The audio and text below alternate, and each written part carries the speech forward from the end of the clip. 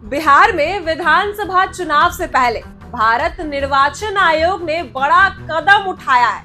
17 ऐसे राजनीतिक दलों को चुनावी सूची से हटा दिया जो पिछले कई सालों से ना तो किसी चुनाव में हिस्सा ले रहे थे और ना ही अपने पंजीकृत पते पर सक्रिय पाए गए।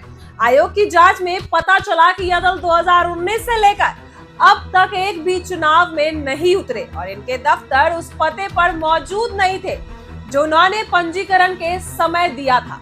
यह कार्रवाई सिर्फ बिहार में ही नहीं बल्कि पूरे देश में की गई है, जहां कुल 334 रजिस्टर्ड लेकिन गैर मान्यता प्राप्त राजनीतिक दलों को डिलीट किया गया।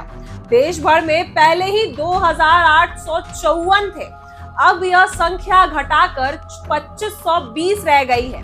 इन 17 बिहार में दलों में भारतीय बैकवर्ड पार्टी, भारतीय स्वराज दल, भारतीय युवा पार्टी, भारतीय जनतंत्र सनातन दल, बिहार जनता पार्टी, देसी किसान पार्टी, गांधी प्रकाश पार्टी, हमदर्दी जन संरक्षण समाजवादी विकास पार्टी, क्रांतिकारी समाजवादी पार्टी, क्रांतिकारी विकास दल, लोक आवाज दल और लोकतांत्रिक समता दल, नेशनल जनता दल, राष्ट्रवादी जन कांग्रेस और राष्ट्रीय सर्वोदय पार्टी, सर्वजन कल्याण लोकतांत्रिक पार्टी और व्यवसायिक किसान अल्पसंख्यक मोर्चा शामिल है।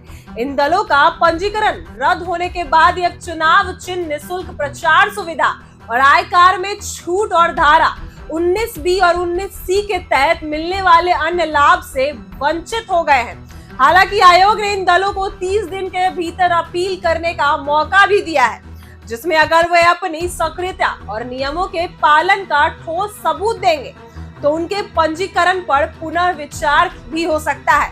इस कदम का मकसद चुनावी प्रक्रिया को पारदर्शिता और व्यवस्थित बनाने का प्रक्रिया दिया गया है, ताकि केवल सक्रिय और जनता से जुड़े दल ही लोकतांत्रिक मुकाबले में भाग ले सके।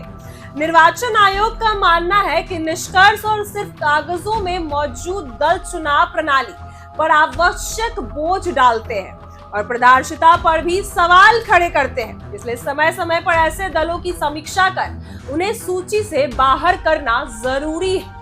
बिहार के इन दलों की खासियत यह रही है कि इसमें से ज्यादातर छोटे और स्थानीय स्तर पर बने थे, जिनका असर सीमित क्षेत्रों में ही था और समय के साथ ये तो निष्कर्ष हो गए या फिर टूटकर खत्म हो गए।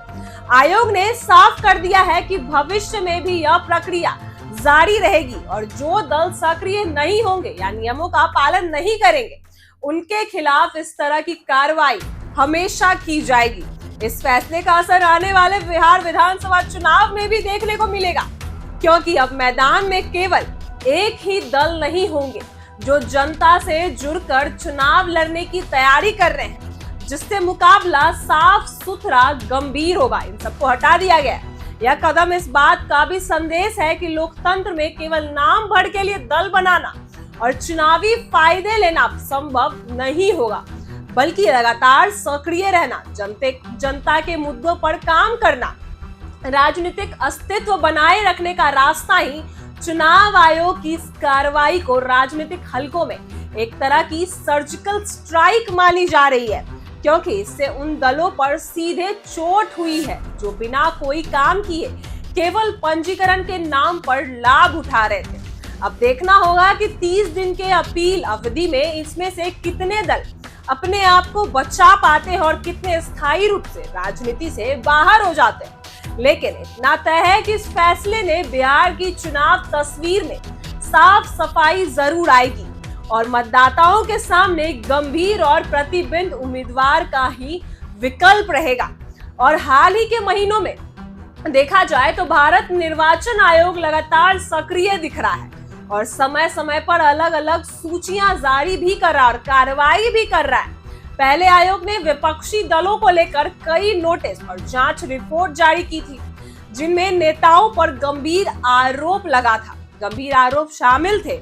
इन्हीं कार्रवाई के बीच अब मामला तेजस्वी यादव से भी जुड़ा है, जिसमें यह आरोप सामने आया कि उनके पास 2 वोटर ID कार्ड है।